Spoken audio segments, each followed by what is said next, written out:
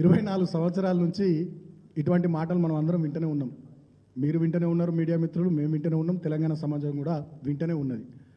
చాలామంది తెలంగాణ రాష్ట్ర ఏర్పాటును వ్యతిరేకించేవాళ్ళు, తెలంగాణ రాష్ట్ర పుట్టుకను భరించలేనటువంటి వాళ్ళు, తెలంగాణ రాష్ట్ర ప్రగతిని ఇష్టపడనటువంటి వాళ్ళు, తెలంగాణ రాష్ట్ర అస్తిత్వాన్ని జీర్ణించుకోలేనటువంటి వాళ్ళు, తెలంగాణ రాష్ట్ర పుట్టుకకు కారణమైనటువంటి పార్టీ, తెలంగాణ రాష్ట్ర అస్తిత్వానికి కారణమైనటువంటి పార్టీ ఉండొద్దని వాళ్ళు ఏదో కోరుకుంటున్నట్టున్నారు, భ్రమలలో ఉన్నారు. కానీ 24 సంవత్సరాలు ఇదంతా జరుగుతూనే ఉన్నది. వాళ్ళంతా ప్రతి ఒక్క సందర్భంలో ఎవరో ఒకరు ఈ రకమైనటువంటి ఆరోపణలు, అవాకులు చవాకులు పేలుతూనే ఉన్నారు, మాట్లాడుతూనే ఉన్నారు. కానీ 14 ఏళ్ళు పోరాటం చేసింది మా పార్టీ, తెలంగాణను తెచ్చింది మా పార్టీ.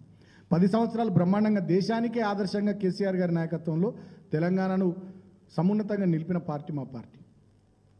అదేవిధంగా రాబోయే రోజుల్లో కూడా తెలంగాణ ప్రజల గొంతుకగా, తెలంగాణ రాష్ట్ర అస్తిత్వానికి ప్రతీకగా పెద్దలు జయశంకర్ సార్ చెప్పినట్టు ఎట్టికైనా మట్టికైనా మనోడు ఉండాలి, మన ఇంటోడు ఉండాలని ఏదైతే వారు చెప్పినారో దానికి అనుగుణంగా మన ఇంటి పార్టీగా, మన పార్టీగా, మన కుటుంబ పార్టీగా డెఫినెట్గా బీఆర్ఎస్ పార్టీ ఉంటుంది. ప్రధాన ప్రతిపక్షంగా మా పాత్ర ప్రజల పక్షాన గట్టిగా పోషిస్తాం.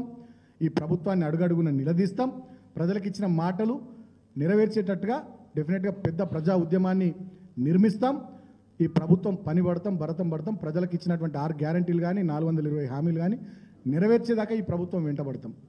ఇటువంటి ఇక చిల్లర మల్లర మాటలు వాళ్ళు వీళ్ళు మాట్లాడిన పెద్దగా మేమైతే పట్టించుకోం. 24 సంవత్సరాలుగా మాకు కూడా అలవాటు అయిపోయింది. ప్రతి ఒక్క సందర్భంలో ఎవరో ఒకరు ఇట్లా బట్టగలిసి మీద వారిస్తూనే ఉంటారు. అయినప్పటికీ కూడా మా పార్టీ బ్రహ్మాండంగా 24 ఏళ్ళు ప్రస్థానం పూర్తి చేసుకొని 25 సంవత్సరం ప్రస్థానం నడుస్తుంది.